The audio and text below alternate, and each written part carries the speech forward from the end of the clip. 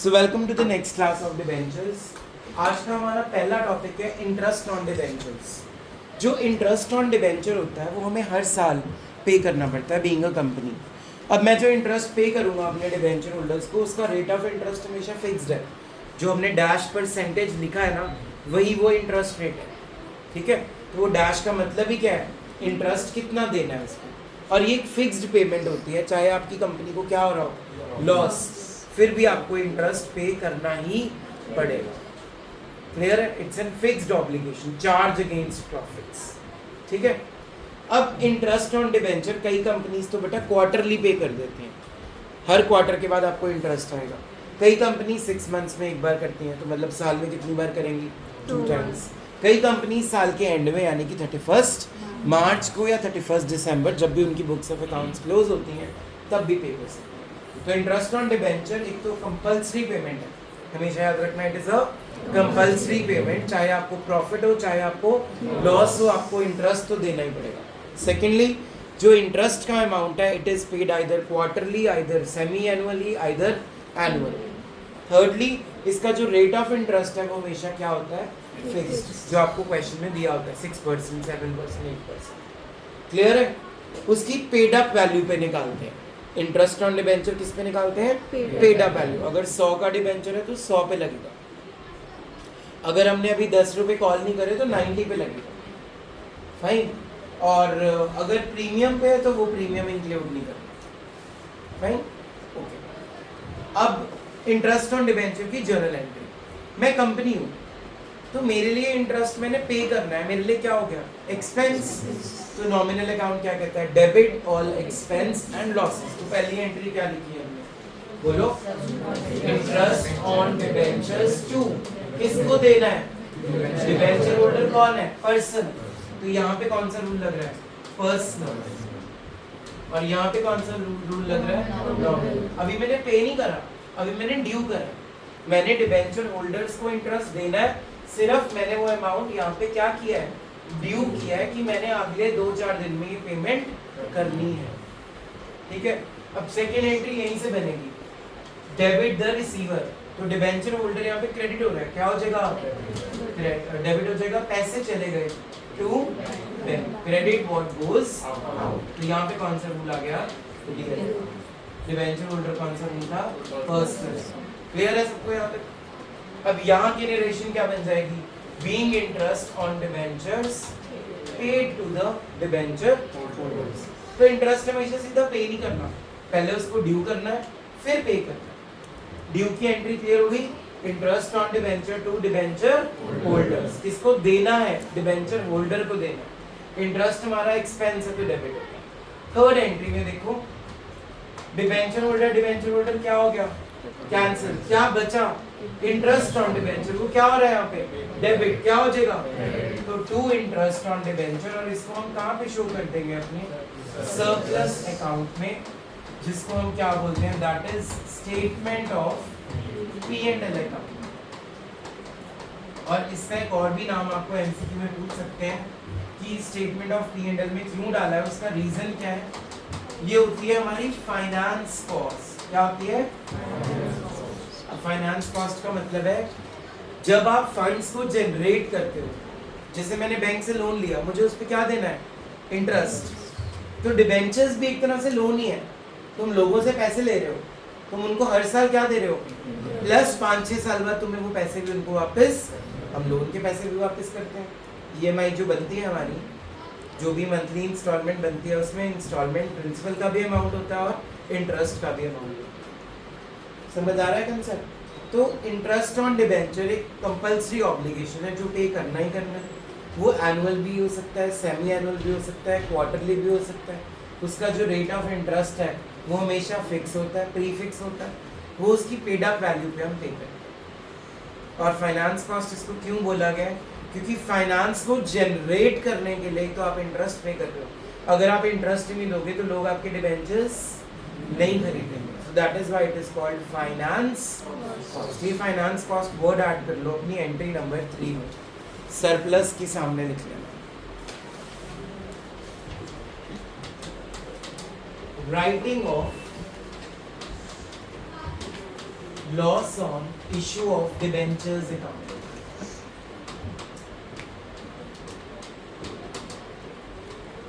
हाँ जी, हमने कुछ केस किए थे, केस नंबर 3 से लेके 6 तक। केस 3 का नाम था issued at discount, redeemed at par. Case 4 का नाम था issued at par, redeemed at premium. Case 5 का नाम था issued at premium, redeemed at premium. Case 6 का नाम था issued at discount, redeemed at premium. In 4 cases में लॉस हुआ था। उस लॉस को चाहे तुमने डिस्काउंट के नाम से लिखा हो, चाहे तुमने लॉस के नाम से लिखा हो, है तो वो लॉस, तभी हमने उसको डेबिट किया था। Debit all expenses and losses. अगर आपको याद हो तो इस एंट्री में issued at discount में हमने किया था डिबेंचर एप्लीकेशन डिस्काउंट 2% डिबेंचर्स। इसमें आपने किया था पार प्रीमियम वाले में डिबेंचर एप्लीकेशन लॉस 2% डिबेंचर्स, और नीचे यही का यही लॉस क्या बन जाता है, प्रीमियम ऑन रिडम्पशन। ठीक है, उसके बाद issued at premium, redeemed at premium में भी यही एंट्री होती थी, बस साथ में क्या होता था नीचे to securities premium. Issued at discount, redeemed at premium में यहाँ पे डिस्काउंट भी था और लॉस भी था, जिसको मैंने कहा था चाहे अलग अलग लिख लो चाहे इकट्ठा करके एक ही बारी एक ही वर्ड लिख दो, लॉस। तो इस लॉस को जो हमने डेबिट किया है अपनी बुक्स में से मिटाना है।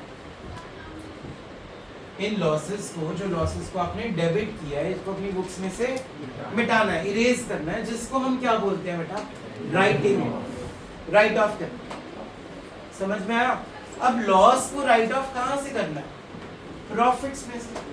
जो हमें लॉस हुआ है उसको कहाँ से राइट ऑफ करेंगे, प्रॉफिट में से। अब वो प्रॉफिट नंबर 1 क्या यूज करना है, सिक्योरिटीज प्रीमियम रिजर्व। हाँ, क्या यूज करेंगे, पहला पॉइंट सिक्योरिटीज प्रीमियम रिजर्व, और सेकंड क्या यूज करेंगे, surplus, that is statement of P&L, मतलब in short profit and loss. Credit balance, credit balance means profits. तो उन प्रॉफिट्स में से आपने अपने इस लॉस को राइट ऑफ करना है। तो एंट्री क्या बन जाएगी, जहां जहां आपने डिस्काउंट या लॉस को डेबिट कर रखा है, जो डेबिटेड थे वो क्या हो जाएंगे, क्रेडिट हो जाएंगे।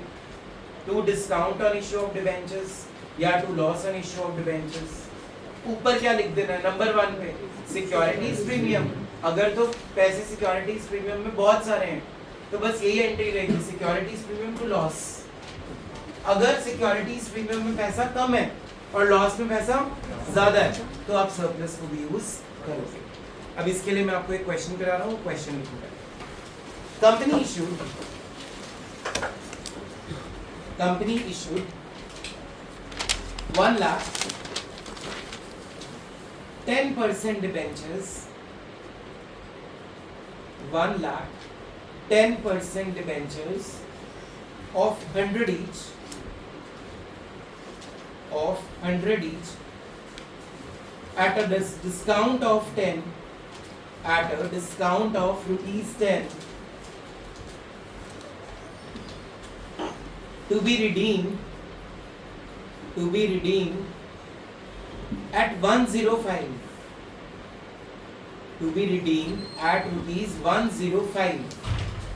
Journalize number 1 issue of debentures,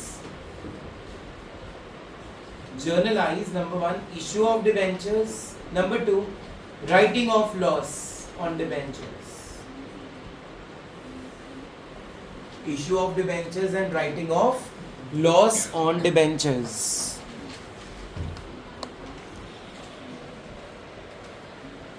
चलिए करते हैं question, lights change, everybody see on the board. एक डिबेंचर कितने का है, 100 रुपीज का। देखो है, उसको आपने डिस्काउंट पे इशू किया, कितने के डिस्काउंट पे इशू किया,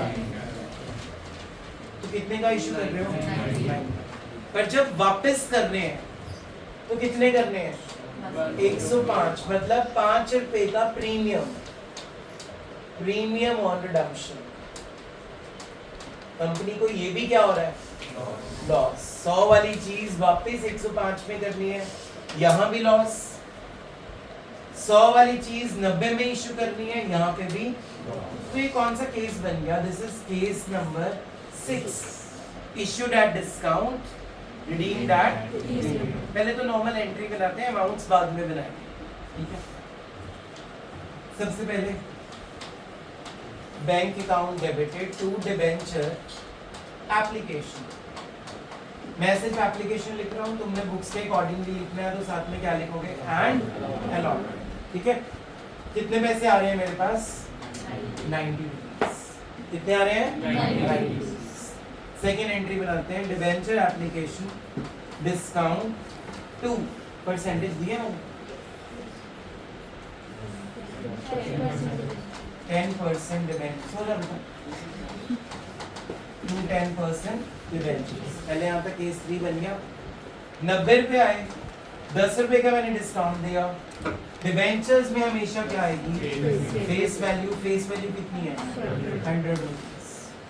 क्लियर है इतना, 90, 10 एंड 100, क्लियर है इतना। अब वापस कितना करना था हमने, 105। तो 100 वाली चीज जब 105 में जा रही है, मेरे को और लॉस कितना हो रहा है, यहाँ पे क्या लिखेंगे उसको, loss on issue of debentures 5 रुपए।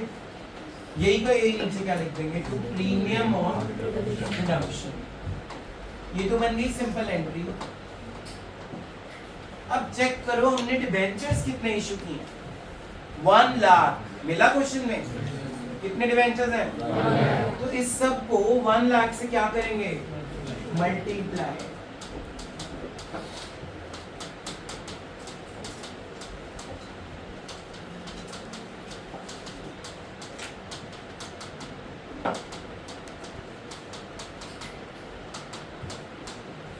This should be your presentation in the paper.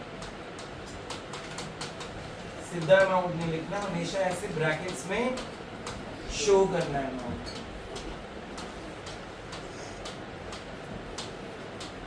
अब हम टॉपिक पढ़ रहे हैं राइटिंग ऑफ। ये तो हो गई इशू की एंट्रीज। पहले चेक करो हमें टोटल लॉस हो कितना रहा है, 10 रुपए यहाँ पे, 5 रुपए यहाँ पे, टोटल लॉस कितना है, 15 रुपीज।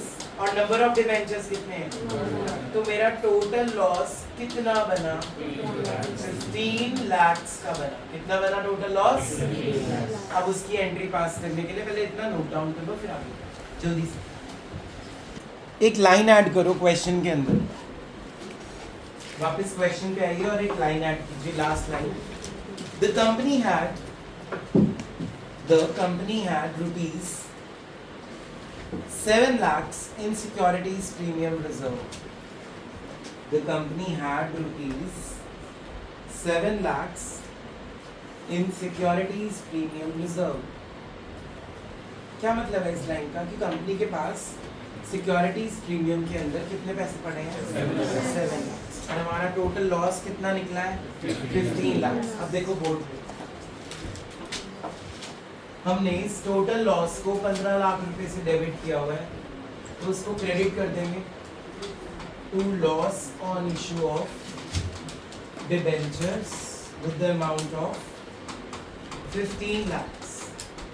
सिक्योरिटीज प्रीमियम में पैसा कितना पड़ा है, बोलते नहीं, 7 lakhs। तो कितने पैसे रह गए, 8 lakhs। ये कहाँ से उठाएंगे, surplus, that is statement of profit and loss। Question समझ में आया कि जो टोटल लॉस है वो राइट ऑफ कहाँ से करना है, पहली प्रेफरेंस किसको देनी है, सिक्योरिटीज। अगर ये नहीं पड़ा होता, सपोज होती ना ये लाइन, तो सारा कहाँ से उठा लेते, surplus, that is statement of. और अगर सिक्योरिटीज में 30 लाख पड़ा होता या 15 लाख से ज्यादा कोई भी अमाउंट पड़ा होता, तो सारा का सारा कहाँ से उठाते, सिक्योरिटीज प्रीमियम से, फिर सरप्लस को यूज नहीं करते। एनी डाउट्स, अभी क्वेश्चन खत्म नहीं हुआ। अगर मैं इसका लेजर बनाऊं, राइटिंग ऑफ लॉस का लेजर, यहाँ डबल टी नहीं है, एक टी है। Writing of loss on issue of debentures